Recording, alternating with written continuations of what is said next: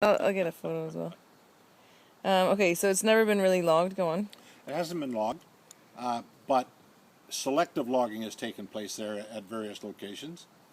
There are culturally modified trees, and the work of First Nations people is evident if you know how to look for it and to decipher it, identify it.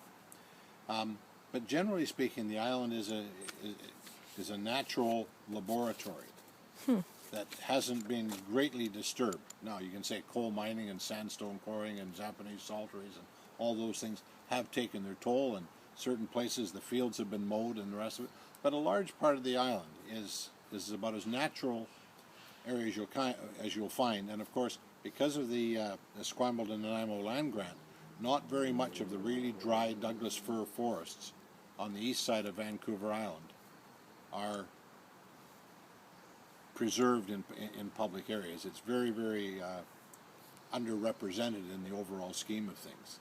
So that's the one of the important factors. So it's sort of a natural laboratory. Is there rare species over there? I'm sure there are, but rare to one person doesn't mean rare, to somebody else. There's a whole pile of rare and endangered plants, but off the top of my head, I'm not familiar.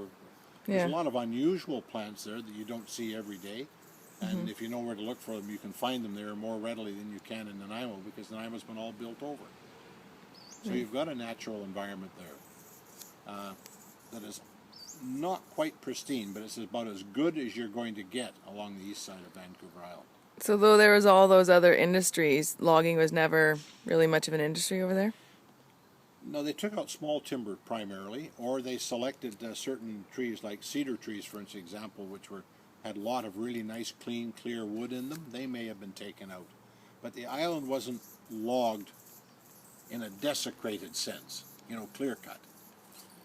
There was some horse logging done where they took out timbers for props in mines, small stuff of 6, 8 inches, 10 inches in diameter that men could easily move for propping up, ceilings and so on in mines, that type of stuff.